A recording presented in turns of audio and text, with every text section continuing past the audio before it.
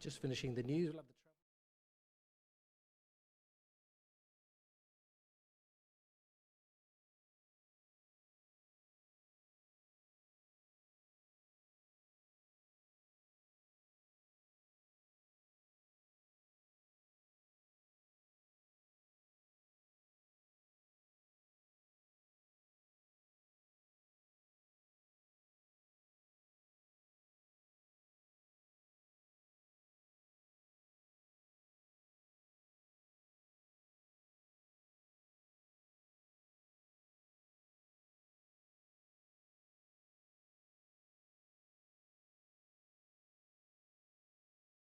Well, good evening, everyone. Welcome to the 2022 Albion Fans Forum. We're coming to you live from the Amex on BBC Radio Sussex and the club's YouTube channel as well. It's the 6th season of Premier League football that awaits this weekend, so plenty to discuss this evening.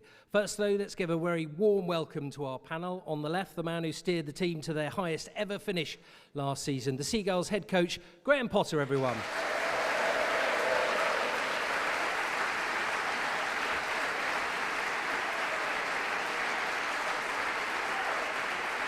And on my right, it's not a boxing match, honest. On my right is the Deputy Chairman, Paul Barber, who's celebrating 10 years at the club. So congratulations, Paul, during which he's helped mastermind the incredible development of this football club. Ladies and gentlemen, Deputy Chairman, Paul Barber.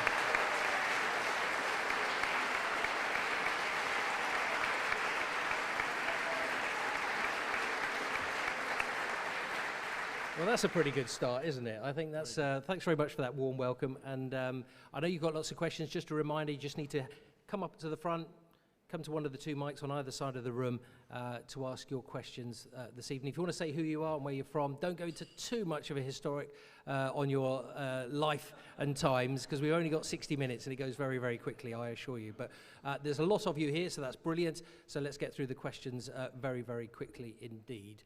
I said to these guys I was going to start with Paul, but I'm not. I'm going to start with Graham, just to unsettle things. But Graham, we're only 48 hours away or so to, well, a little bit longer than that before the season starts. How are you and the squad feeling ahead of the new season? Feeling good, excited. It's a fantastic game for us to open up with. Away at Manchester United doesn't get any better than that in terms of a challenge. So pre-season's gone well. Squad have come back in a really good way. Attitude's been fantastic all through pre-season, but there's always the opponent waiting for us, so we know how tough it is, but we're looking forward to it. Pre-season went well, the trip to Portugal and the games as well? Yeah, really good. Had a good trip away, got to know the new players a little bit. The group gelled further, I think. Like I said, spirit's been really, really good. It's always tricky this time of year because you've got guys coming back from loan But overall, the boys have been really, really good. They look like they're enjoying each other's company, enjoying the football. So we're in a good place to start the season. We just need to, just get it going now. Yeah, well, not long. And of course, live coverage on both BBC Radio Sussex and the club's website right throughout the season. Paul, I'm going to come to you because I know if I ask this question of Graham, he's just going to bat it straight to you. So could you give us the latest on a certain dark-haired, curly-haired left-back that might still be at the club, despite what some people might be saying somewhere out there in the on social media. But what is the latest with Marc Cucurella? Is there anything you can share with, obviously, all the listeners and all the fans? Well, just let me check Twitter. Well, I mean, as always at this time of years, transfer window is what it is, and we sometimes receive bids for players. We're under no pressure to sell anyone. We don't want to sell Marc in an ideal world, but we're also realistic about players' ambitions, and in certain situations, if our valuation is met, we will respect that ambition. We certainly don't want to leave Graham with a weaker squad than he would like, for sure.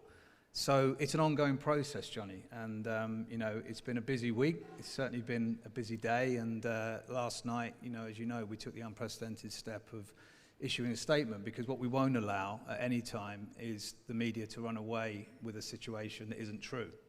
So when we see breaking news that we've sold a player when we actually haven't even agreed a deal, then we will step in and stop that. That's more than a rumour. That's giving you guys a very misleading impression that a piece of business is done when it isn't. So it's not often that I authorise a statement like that, but when I do, it's serious. And last night wasn't good, and it's not fair, and we won't allow that to happen.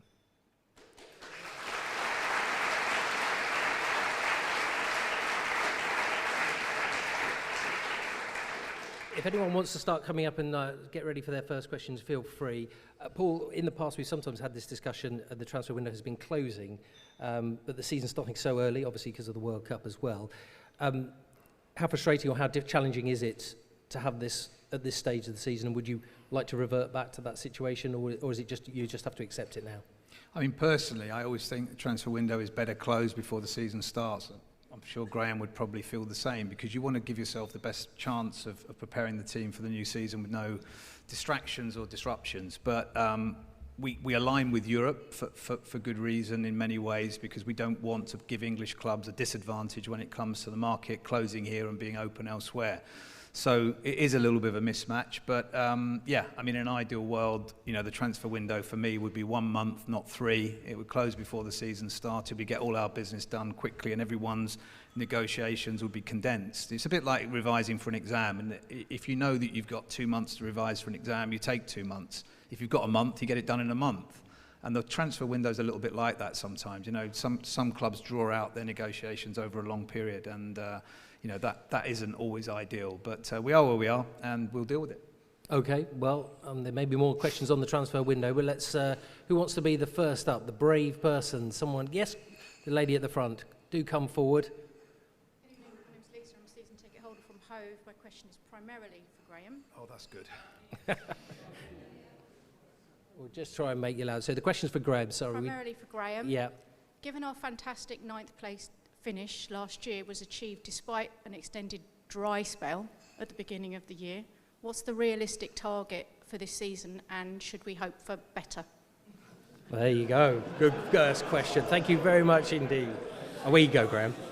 Nice opener, just to get me ready for the press conference tomorrow. Yeah, I think I agree with you. It was a fantastic end of the season for us. To finish 9th was something and I think everybody in the team was really proud of. And I think when you analyse the whole season, you see even when you have a historic, successful season like we did, there was, like you said, a couple of periods where we had to, in my words, had to suffer.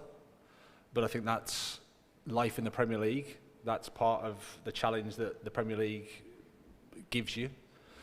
So even if you get to 51, you know, we went 6 games losing, which was something I'd never experienced before. So I have to be grateful for that somewhere. I'm not sure where, but I have to be, because it's a chance for us all to develop and all to learn.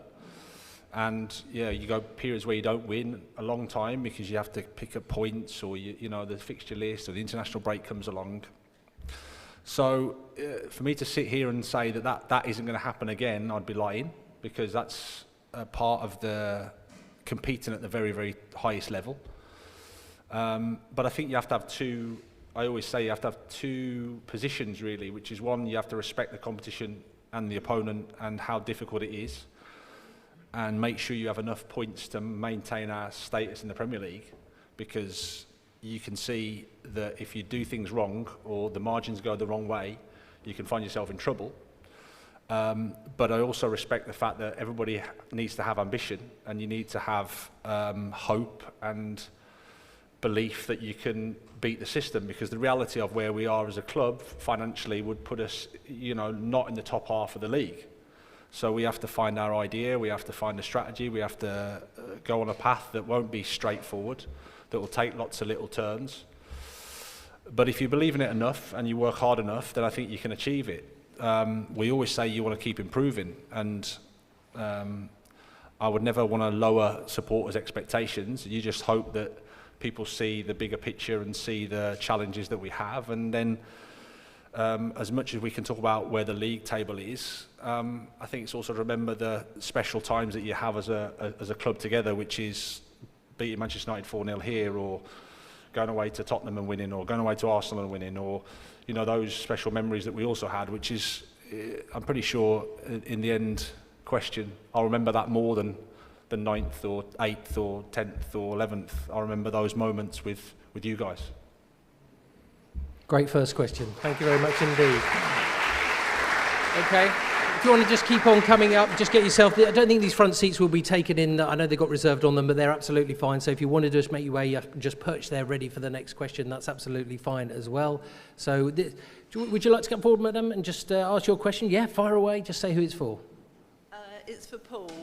Teresa Welsh, my husband and I are both season ticket holders for the men's and the ladies now. Fantastic. And my question is, how much influence do you have on the scheduling of the games, particularly the home matches? Because we've started off with October already, with 3 of them after 5:30 in the evening from 3 o'clock. Yep. And as a senior, I just wonder how many months we're going to have of evening games rather than during the day. We have no influence, is the honest answer, unless there's a very serious operational reason for us to request a different kick-off time. So, for example, if Pride is on and we've got a home game scheduled for that weekend, or the universities have got a major event on. So we can only make 2 requests a season for specific dates to be avoided. And then, of course, we're very much beholden to the Premier League's broadcast partners to make their selections, and we try and give, and they try and give fans as much notice as possible of changes. But, we're playing in the most popular league in the world, and the broadcast partners pay a huge amount of money to broadcast our games. So there's going to be changes. We're not allowed to play live games on TV at 3 o'clock on a Saturday afternoon. So there's always going to be some impact. There's always going to be some midweek games. There's always going to be some games moved around over a weekend. But, we understand that it creates some frustration sometimes, and we get that. But obviously, we have to comply with Premier League regulations. Paul, just to follow up on that, in terms of the women's games, there's going to be a couple at the Amex early on in the season, which is great news. Season ticket sales as well, I think, has gone past 4 figures. Yeah, we're up to 250% up on last year for women's season tickets, which is an incredible amount. Obviously from a small base, but we want to try and bring as many games to the Amex as we can. We have to balance that with 2 things. First of all, 3, scheduling, to make sure that we don't clash. Secondly, making sure that the pitch is in a condition that can take all of those games, particularly in the winter months when we get a lot of rain here. And thirdly, economically, we've got to make sure it's viable. And the boost in season ticket numbers is fantastic, but it's still going to leave us with a lot of match tickets to sell for women's games, to bring them here and make it viable. And of course, that's our long-term aim. And, we didn't commit to the women's game all those years ago not to look to play our games in Brighton. We absolutely want to do that. And I think the success of the England team in the last few weeks has shown just what great potential there is for women and girls to play football in this country. And we want to encourage that. Brilliant. Another question here. We got 2 in the front. Go on, the gentleman with the cap. Shall we have you? Is that okay? Yeah, they're fine. So my name's Martin. I'm from Patcham in Brighton. My question's probably for Graham. Going back to the league table, one of the observations I made last season's league table, there was almost an abnormal number of, and I don't like to use the term big clubs, but I think Newcastle, Villa, Leeds, Everton. If there's like a renormalisation of the league table this season, do we potentially, and then first of all, what are your thoughts on that and the competition? And should there be, a bit of a renormalisation in that respect? Do we need to potentially be doing more just to maybe maintain our position going into next season? Not really a question, but just wanted to get your thoughts on that. Thank you. It's pretty much back to what I was saying earlier. You can't complain about the fact that other teams maybe have a financially bigger resources or different conditions. That's the competition. That's the league. That's what makes it so good. But that doesn't mean to say that we can't compete and we can't do better than them. I don't think there's no value in comparing yourself necessarily to others, because you don't know what challenges they have. You don't know what difficulties they face. All we can do is think about ourselves and how do we get better as a team and as a club and as a group. And that's been my focus. And I think if you do that, then you can carry on moving forward as a team. Simple as that. You can't control necessarily what the others do. And just because you have resources and just because you have finance doesn't mean to say that you use it wisely. There's not a direct correlation, even though most leagues are determined by finance, in fairness, but there's always a 5-10% that you want to be in that group that beats the system. So my message or my response would be carry on focusing on what we do, trying to improve what we do, and don't worry so much about what the others do. Okay. I like it. Thank you. Brilliant stuff. Okay, well, we're already nearly to 20 minutes in, so we're nearly a third of the way through. So keep them coming. Come yourselves up to the front, and we'll fire away with another question from the floor. Yes, hello, my name's Marion. I live in Brighton. I'm very pleased to be a season ticket holder. Firstly, I'd like to say thank you very much, Brighton and Hove Albion.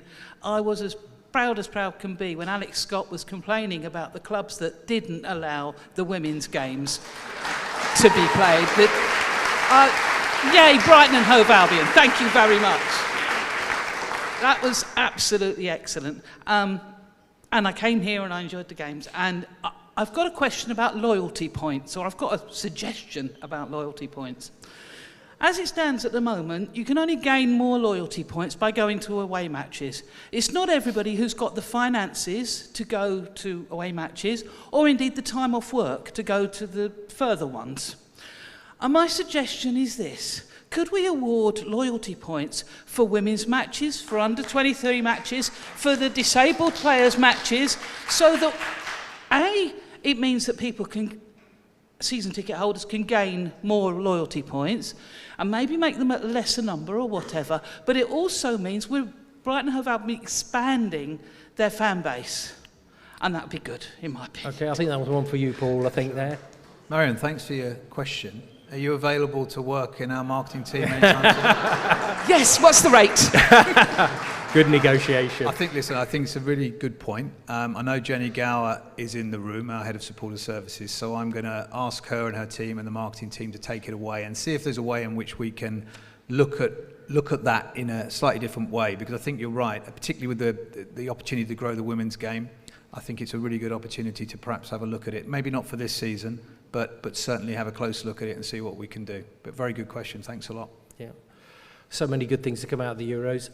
Another Marion, I don't think it's the same one, has actually emailed to say what was the financial benefit to the club, and I suppose that has probably a short, medium, and long-term implication. Yeah, I mean, first of all, you know, we generated a profit on staging games here for the Euros, which is obviously really good news. I can't go into the details because they're confidential with UEFA. But secondly, I think perhaps the bigger benefit is more than financial. It's about giving the women and girls game a massive boost. And there's a young lady sitting in front of me wearing our new kit, which I'm very pleased to see, who I no doubt was inspired by seeing the Lionesses do what they did here in the two games. Particularly the two games here with a great win and then the quarter-final win, but just as importantly on Sunday, winning the final, putting a major trophy in the cabinet for the England women's team for the first time, and it's fantastic.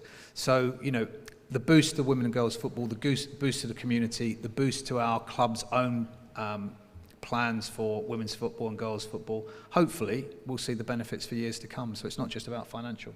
Yeah, absolutely. You have a question?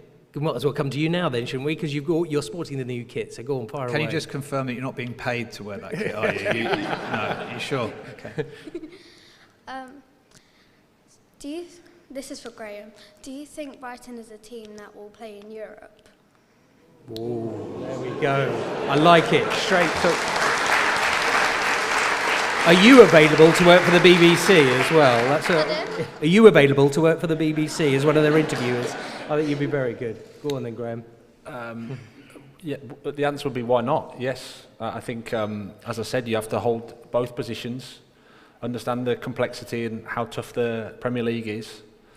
So that's always there. But I think, you know, we've got a really well-run football club here, and I think there's an idea and a strategy and a way that we believe that we can keep progressing. I think I have to be honest and say for that to happen, we have to hope that a lot of other ones aren't as good and don't run it as well, because they still have to be, you know, underperforming.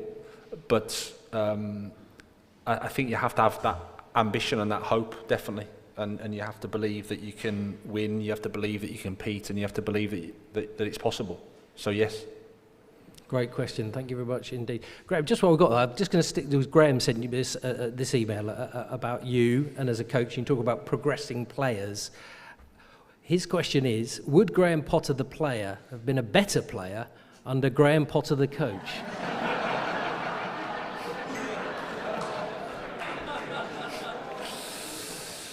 Where do I answer that? I'm not a miracle worker. He also supplementary put it, would you have played for England? So, did you not play for the under-21s, no? Yeah, I played for the under-21s you did. Yeah, so he did play for England. There you go, Graham. Yeah. You've had your answer. There you go. So, difficult to improve on perfection, but maybe there would have been an opportunity there as well. But, okay, who's got another question from the floor? Do you want this gentleman come? And then we'll come to you, sir. Hi, Tony Parker from Lewis and the North Stand. One for Graham, please. Now, it's always exciting at the beginning of a season, anticipating the new players coming in. And this season, 2 of the 3 major new players for the first team squad are well known to the club. What are the chances, do you think, this time of all 3 of those players, without naming any names, but Undav, Enciso and Katoma? What's the chances of all 3 of them getting into the first team regularly this season, please? Well, they've the chances are, I would say, fair. They're coming into a team that has obviously performed at a really high level last year, so I think that's fair to say. You know, they finished 9th in the Premier League means that there's some good players in the team, so they're here to compete. They've taken a step up in their career, all of them, because they obviously haven't been playing in the Premier League. They're playing at a slightly lower level, so there's an adaptation process that you have to go through. But the early signs are the character, the quality's there. It's just they're competing for a place, and they've added real interesting qualities to our squad. Great. Very much. Thanks very much, Graham. Thank you for the question as well. Do you want to go this young man, and then we'll go to the man in the cab? Hello. I'd like to ask a question about the recruitment strategy of the club. Basically, sorry. It's a lot of pressure being up here with you guys. Not so easy, not so easy. I have to ask about, so Brighton in general, we look at undervalued markets, undervalued players, because we can't compete on the same financial terms as other clubs. What has it been like, I guess this is for you, Paul, implementing that sort of system in which we look at those undervalued markets, and what is the process of trying to implement that long term, or in the past, and looking forward more long term? What has that process been like, and what has that been like? No problem. Good question. Well, first of all, it's an important part of our strategy. You know, we're not, as Graham alluded to earlier, we're not going to be a club that's going to have unlimited funds. We're not going to be able to expand this stadium by 50% or 100%. So we've got to be smart in the transfer market, and that starts really with our own backyard. You know, building the training ground was an important part of infrastructure that wasn't just about preparing Graham's players to play and to recover from games, but it was about building our academy. So we start at home, we try and find the best young players from wherever we can. We supplement that with the best young players that we think we can improve the development potential of by bringing them in from other clubs. And then we supplement that further by slightly older players that we look to develop, not necessarily within our own ranks, but by putting them out on loan and managing their pathway very carefully. And then, you're right, we look to some of the lesser markets, some of the markets where we think we can get better value for money and be smarter than other clubs. And that's a whole process that's been going on for years. And, you know, as I've said a couple of times, changing technical directors doesn't alter that strategy. The key personnel is still exactly the same, and they're in place and have been for years. And what it requires is, number one, patience. 2, a huge amount of work on the part of a lot of people, not just in a transfer window, but before and after every transfer window and during, everything in between. And then a head coach that's going to have the confidence and the wherewithal and the ability to use those players at the right time in the right way and to develop them. Because if we can actually develop our own and basically avoid paying huge transfer fees, then we've got the best possible chance of competing and keeping the club sustainable. And that's really important, because the less reliant we can be on Tony, the more chance we've got of your children and your grandchildren and their grandchildren actually being here to watch the Albion in a good financial state. So it's a really important model. Great question. This young gentleman here. This is for Paul.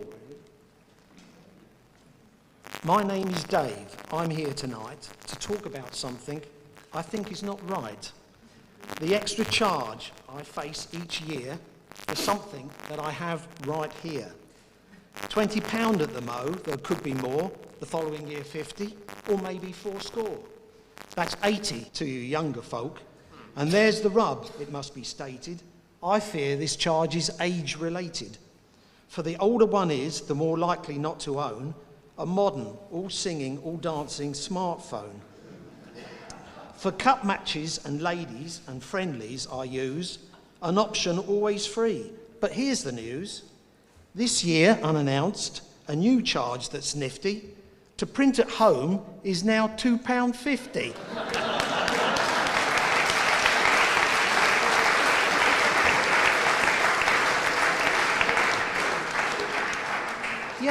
Yes, to use my own printer, my paper, my ink, I now have to pay. What a rip-off, I think. Finally, let's talk about this last weekend and the Espanyol match. I came with a friend. We arrived at the Amex, and this we found. Big queues to get in around the ground. When I got to the front, I put paper under light and straight in the gate. But unfortunately, not the same for the phone of my mate. He waved it and scanned it and scrolled it, but no way was that phone letting him into the Amex that day. Eventually, with help, he did appear. I was just waiting and drinking my beer. The queues, now enormous, I felt sorry for the staff. Easy smartphone entry, you're having a laugh. Okay, well, I think we're cool. Hurry it up if you can, because it's going on quite a long time now. 3 o'clock fast approaching, and would kick-off be delayed? Finally, a decision had to be made.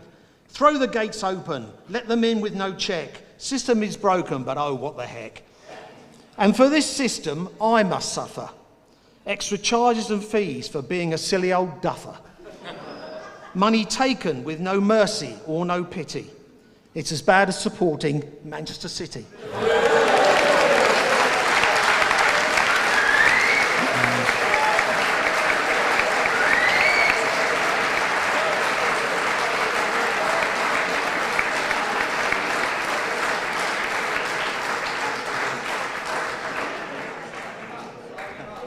I think. Do you want me to answer that?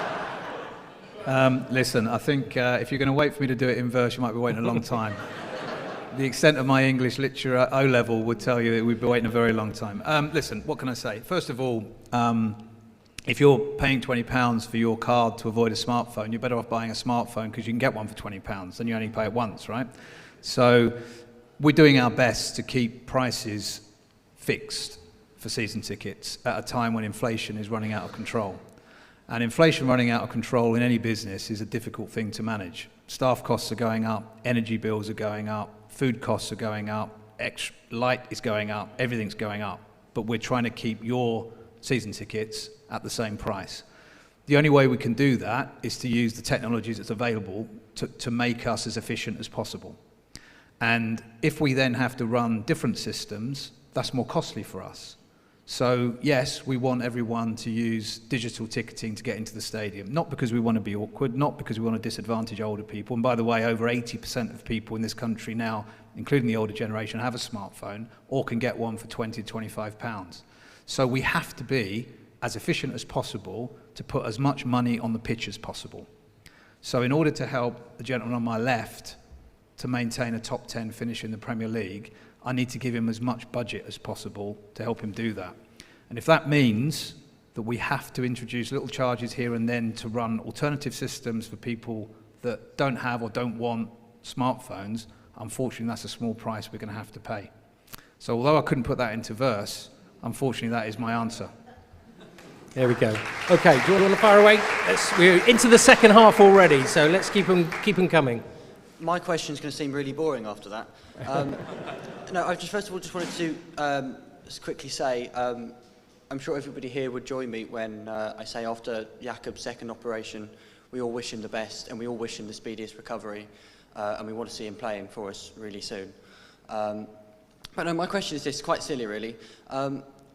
Money aside, feasibility aside, this is for both of you. If there's one thing you could change about this club, anything at all, what would it be? Anything. Ooh. If there's one thing you would change, okay, and that's for both, is it, or either, or should we give them a chance to think about it? Yeah, maybe we'll come back to one at the end. Yeah, I think it needs it deserves some thought. It does deserve some thought, but it's... if you'd put it into verse, I'd have answered immediately. It was shorter than the last one, that's for sure. Okay, well, if you want to, we'll come into another... I've got one for you, Graham, here, because Keegan Hutton has emailed in, and Keegan says he wants to know, do you play FIFA? And if so, do you actually buy real Brighton players and sell real players? I don't play FIFA. My kids play FIFA. Right. So my twins do. So I'm aware of the game. I don't think I've watched them and they play as Brighton players. Right. As Brighton team. Well, this is a bit weird because I'm the manager on the TV screen, which is weird. And the ones playing against me, which is weird. But I don't play now, I'm too busy. No, okay. Well, that's a good question from Keegan. Thanks very much for that one. That was on email. Let's get back to the floor. A few gentlemen down here. Hello, I'm Jaden Sarrell. I'm from the West Stand via Shoreham. And I'd like to ask Graham, obviously we've had some very exciting new arrivals recently at the club. I was actually a bit worried that a gentleman before me was going to ask the same question, but in regards to Julio Enciso and Karu Matoma, bless you. Thank you. Obviously they're very, well, seen them in action a bit, they seem to be quite versatile attacking players. Do you have a particular position you see them playing in throughout the season, or would it be more on a case-by-case basis? Well, I think Karu Matoma is more of a, I would say, high, wide left, that type of player. He's really good 1v1, goes past his fullback well. That's his. I would say that's his main attribute. But he can play with his right foot and come inside the pitch as well and offer a goal threat. So he's probably a little bit more, a bit more certain in that position. Julio's a young player who's probably spent most of his career moving from the wings to the middle, so has got the attributes to play in all of those. I think when you're looking at a player that young, you don't really want to pigeonhole into any position. Really, just let him experience the game in different areas and just find out what his real strengths are and how he most affects the game. His attributes are he's got real running power and he wants to be direct and he's got an enthusiasm for the game, which is really nice. So it's just about where he's going to be. But at 18, I wouldn't want to say, okay, he's going to definitely be this. But if I'm guessing, I would say somewhere up front. Thank you, Graham. Well, they all seem to be settling in well. I mean, it's a difficult challenge for a lot of these players, isn't it? Particularly maybe Julio, who's so young. Yep. I mean, obviously Dennis has come over as well, but it's a different environment, isn't it? Yeah, well, Julio's come from South America, very limited English. So lucky for him, we've got a nice little group of Spanish-speaking guys, so he can settle in. But still, you can't underestimate. It's a totally different environment to come into, and he's so young. He's 18. You know, the fact he'll miss his family, he'll miss his friends. It's a lot of adaptation. Obviously, he's got a fantastic opportunity, and you can't feel too sorry for him. But you still have to understand that he's a young guy, and we have to help him. Great. This gentleman here, sporting another Albion kit. My name's Paul. I'm the ticket holder in the stand. My question is for Paul. The last two games of the season, the atmosphere was probably up there with probably the best atmosphere we've had in the whole time I've been coming for the last 10 years. But it's over the last years since we've been in the Premier League, it seems to me that the atmosphere is quite often killed because the away supporters are shoved behind the south stand, and the acoustics of the ground seem to amplify more from the away fans than they do from the home fans. seems to give them an advantage. If you go to places like St James's Park or the Taxpayers Stadium in London, you're shoved up in the gods. You're shoved up in the gods and the sound's drowned out. Have you got any plans to have a look again at the stadium to see if there's some way of perhaps shoving them up in the gods? I think you need to build an extra tier, Paul, to stick them in. Would help, wouldn't it? Well, first of all, we should have 28,000 fans in here to 3,000. If we can't outshout 3,000 fans, I think the problem is with us, not with the stadium. As far as the stadium's concerned, unfortunately, it's not the taxpayer stadium, so we're relying on Tony's sort of budgets and wealth to help us build it. So we're not going to be in a position to redesign the stadium anytime soon. Your stadium was West Ham's. I know who you're talking about. In terms of the away fans, we are actually looking to see what we can do to move them.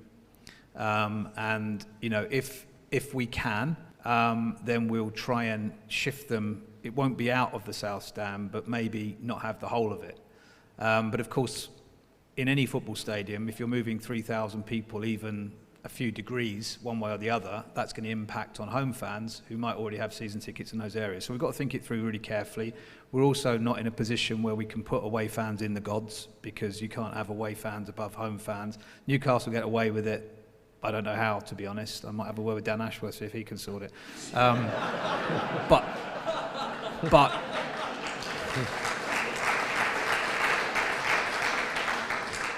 But we are looking at it, and with the goodwill of our head of safety and security sitting at the back and head of support services sitting at the back, we're going to see what we can do. It won't happen this season because there's a lot of work to do, but we would like to sort of respond to some of the feedback we've had from people like yourself, Paul, to see if we can change the dynamic a little bit.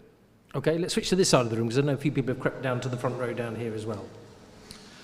Hi, I'm Ed all the way from Essex, and I travel down every other weekend to the Amex, and I think this club and what it's given me across the years is unbelievable. It is a club like no other. It has a soul, and those that know the history of it, doesn't matter where you live, you make the effort to come and support your team. And this is what you've done, Graham, and you, Paul. I've got a message for you later. Let's go to the question, though. Come on. Okay, yeah. Sorry, the question is in two parts. Firstly, Graham, would you be kind enough to give us a bit of an insight, because this season coming is a season like no other, purely because we've got a World Cup right in the middle of it.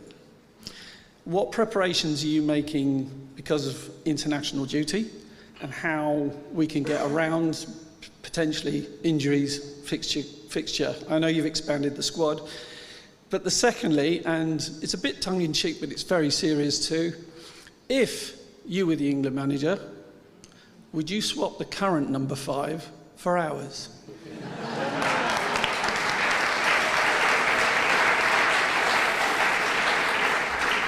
Which one do you want to answer first? I'll answer the first part first.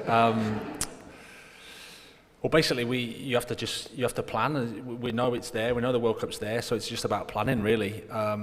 It's the same for everybody, so it's no excuses. So when we break the final game, I think it's about 6 weeks, I think it is, before the next game. So we'll probably have some time where we can give the guys a couple of weeks or 10 days, whatever else it is, to just relax and maybe have some time off, because the season's going to carry on until potentially June. So, and then we've got a 4-week period where it's essentially almost a mini pre-season with the guys that haven't gone to the World Cup, and that'll be probably some sort of warm weather training for us somewhere, because just to get out of Brighton Hove in November is quite pleasant, I think. So we'll try and do that, and then games, and then be ready so that when the season starts up again, it's like a restart. So it's just about that. And then the second part is, thankfully I'm not, and I don't have to worry about that. I've got enough problems of my own before thinking about which number 5 to play for England. Okay, brilliant. Have you got a question there? Do you want to just come up? Yeah, go for it. Let's keep it. We've got less than 20 minutes to go, so let's try and keep them keep the intros short and keep the questions firing through. Come on. Hi, this is a question for Paul. In regards to like a fan zone, I saw there was recent documents with like potential planning. Are there any other kind of things in the pipeline? Obviously, like West Ham have got quite a good kind of area outside the stadium, as do Wolves. Obviously, there's not a lot here once you get to the stadium. Any plans on stuff like that? Yes is the answer. So we put forward some plans before COVID struck, and obviously COVID came along and wiped out the best part of 50-60 million pounds that we weren't expecting. So we put those plans on hold. But what we'd like to do, we'd like to introduce some outside toilets. We'd like to introduce more food and drink outlets. We'd like to introduce sort of big screens, opportunities for people to gather, ideally under a covered area as well. So people with families, particularly kids who can't go into bars, or parents don't want them to go into bars, can still enjoy an atmosphere building up before the game. Parents can still have a beer, the kids can still have a soft drink and something to eat, but they don't have to come into Dick's Bar or somewhere like that to do that. So yeah, we've got those plans. Again, we're just unwinding from that horrible period where we obviously lost a lot of money. And yeah, we'll be looking to do that as soon as we can, improve the fan experience, get people here earlier, hopefully keep them later, eases the traffic issues as well, and the transport issues. So all of those things are good things to come, but we've got to make sure we can afford to do them first. Brilliant. Okay, this gentleman here, and then we'll flip back to this side. So I'll try and flip from both sides to try and get through everybody. Hi, Andrew from Worthing. Hi. This is a message for Paul. My other half is lactose intolerant, so she needs alternative milk, and we can't seem to get anywhere in the stadium. Right, okay. No problem. I'll speak to our catering team and we'll see what we can do to help you on that. No worries at all. And good luck for the season, Graham, as well. Brilliant, thank you. Thanks very much indeed. This gentleman's been patiently waiting. Joe from Birdsell. I recently, my smartphone completely packed up. I was just for this message of asking a question for Paul. What kind of contingency does the club have for if on the day of the match suddenly your phone won't switch on? And obviously, and how to be able to actually get into the stadium if in an emergency suddenly you can't open your smartphone and that's got your ticket on it. Yep, understand. Well, first of all, in an emergency, hopefully we won't be getting you in the stadium, we'll be getting you out of it. But yeah, if there's a problem on a match day, you can speak to the supporter services team. They'll do what they can to help you and make sure you don't miss the match. So don't stress about that. Okay. Good stuff. Okay, let's switch back to this side. Would you like to come forward? Hi, I'm Sally from Lancing. I live quite near the training ground. My question is really to either, probably Graham. It's I've noticed over the last 2 seasons probably how well you're like scouting players. So like you're buying them from abroad and they're almost like unheard of players, and bringing them back and developing them and almost turning them into superstars. I mean, I'm biased because I'm a massive Brighton fan. But the question is, you're doing it so well, and I've really noticed it over the last couple of seasons. It's been amazing, like Mwepu comes to mind, Cucurella, Casado comes to mind. And just the question is really, how are you doing it, and is it going to carry on? It's all down to Graham, nothing to do with me. As Paul alluded to earlier, we've got a really good recruitment team. Yeah. So we have an understanding of, what's out there, what the market is doing, and I think but the key thing is, as I've said before, you've got to align your idea in terms of how you want to play, what it looks like on the pitch, what values you want to have at your club, what type of people you're bringing in, what do they represent, what are they about.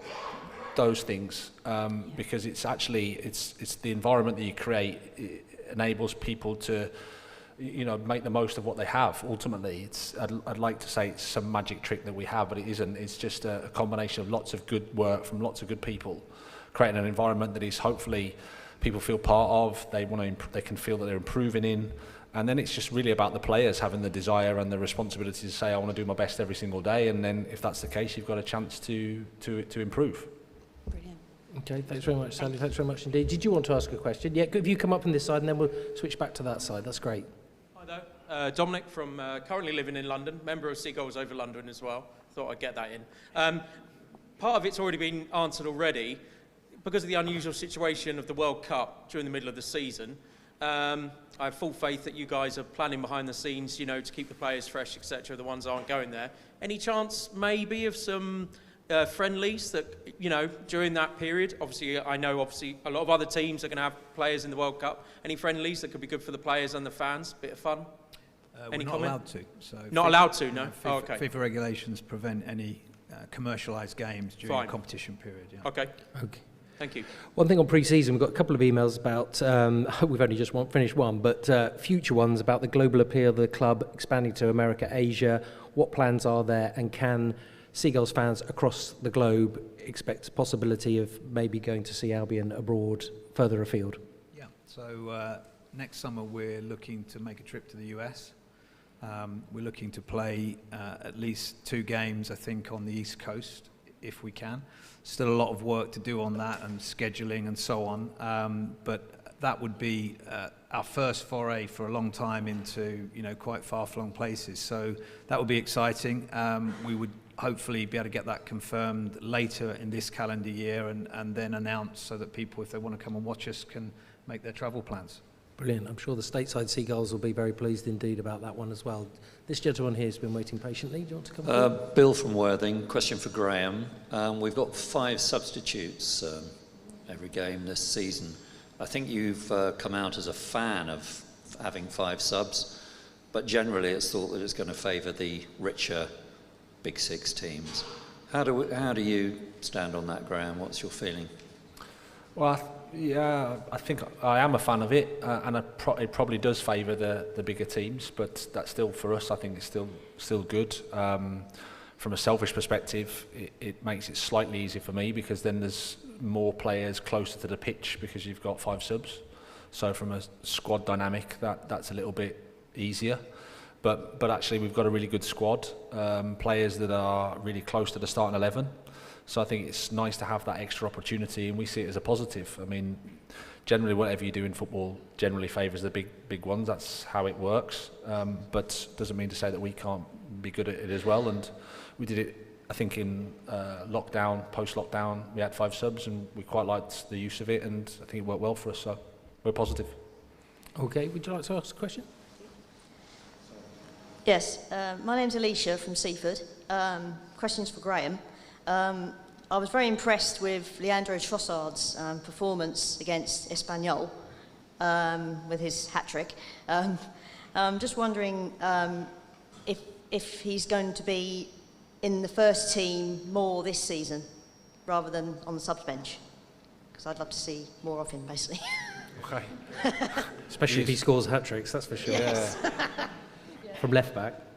Yeah, I mean, I think Leo's been a really important player for us for the last 3 years, I think. I think he's played a lot. I think you have to remember sometimes they go away on international duty and play a lot of games in terms of international football, but he's been a really important part of what we've done.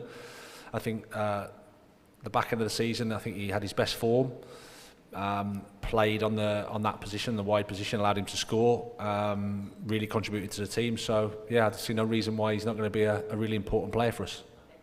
Okay. Did you want to ask a question? I know you've been sitting there for a bit. Do you want to come forward? Yep. Let's go on. We've got about 10 minutes to go, so we'll try and rattle through them now. Thank you. Brighton are an excellent run club, but they're on my second team. Mr. Potter, my question to you is wider Premier League based. Of those football league clubs that have come up to the Premiership this year, Bournemouth, Fulham, 2 times European champions, Nottingham Forest, who do you think will be the team that are best equipped to survive this year? And are there any players from those teams you would like to see at Brighton? I was more focused on the delivery of that question than the actual question. Well, I allude back to my earlier answer about I don't pay too much attention to the other teams so much to give you a real definite, intelligent answer on who's better placed to compete. What we've seen over the years is that they all can. You can see that a lot of, a couple of teams you mentioned have invested heavily in the squads. So for sure that by the time the season starts, they'll be prepared to compete. So, and in terms of any players from any teams, sorry, but no comments. I only talk about Brighton's players. Yeah, let's stick with the Seagulls, shall we? Yeah, on this gentleman here. Hi, yeah, I'm Nick from the West Lower. Question for Paul, really, in connection with the academy, which you spoke well about, and obviously we've seen all the fantastic development there. I noticed that we lost 3 young players to bigger clubs. I think Zach Sturge was the last one. A lot of fans had high hopes for some of these players who keep an eye on these things. Is that just part of the natural churn, or is there part of a learning curve for us? Is there something we can do to try and retain these players? Because it's before they get to the loan stage where we seem to be vulnerable. Well, the beauty of a Category 1 academy is that we can take players from other academies. The downside of a Category 1 academy is that so can other clubs do the same to us. And there are processes in place where we have to agree compensation with the other club if they want to take a player and vice versa. But sometimes it is football related. The young player, his parents, anyone that's advising them feels that there's a better option for them somewhere else. Sometimes it's parent related. Parents' job moves to the other end of the country, and they go with them.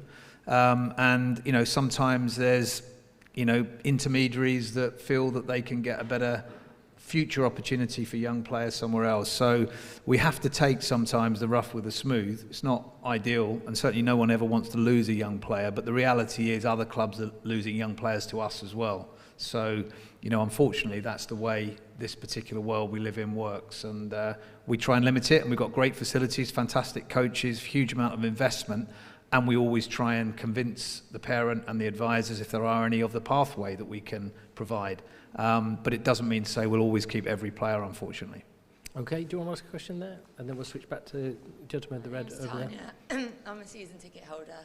As someone that's had mental health difficulties herself, what are you doing to support the players' mental health?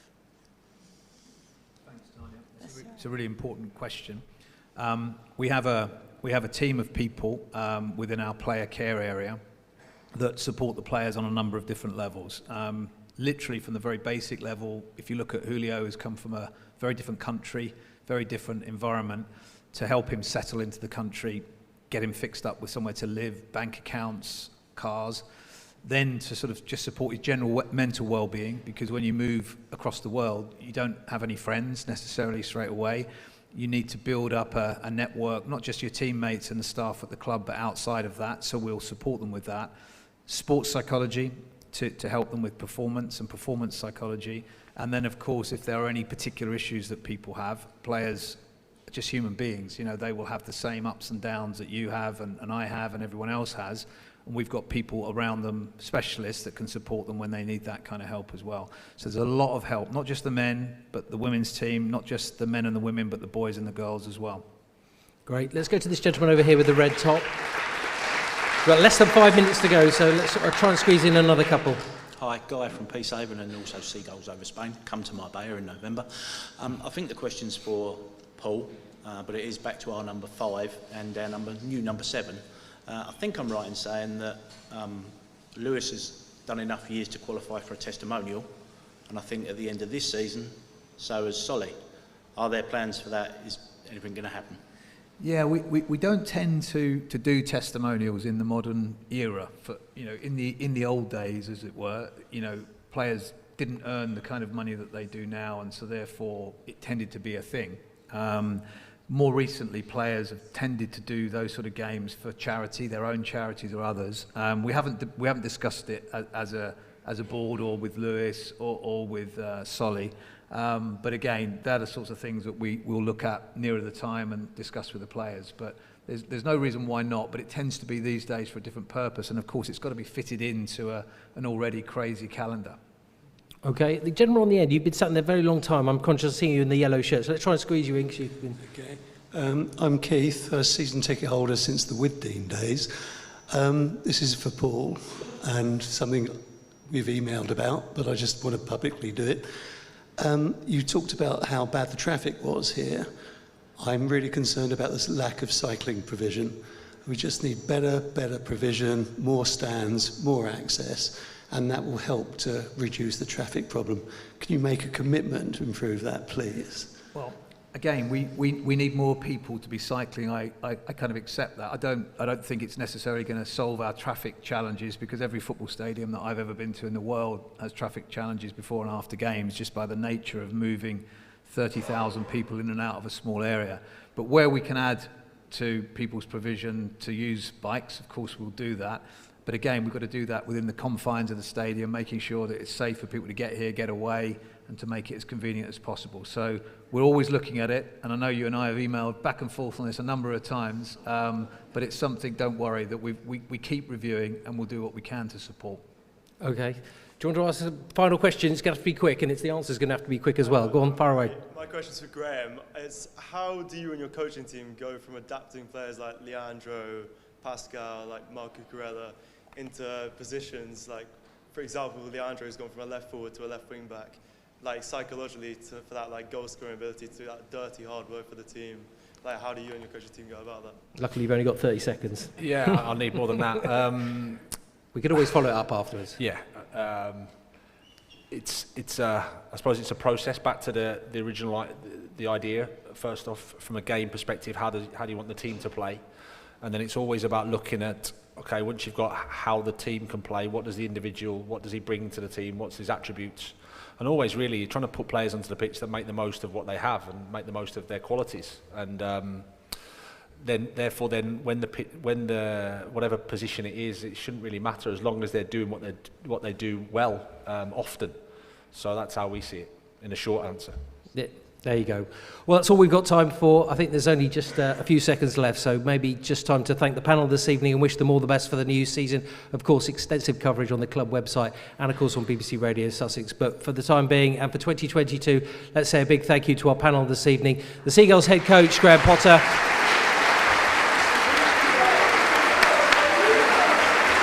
And the Chief Executive and Deputy Chairman, Paul Barber. And thanks very much to you as well. Thank you.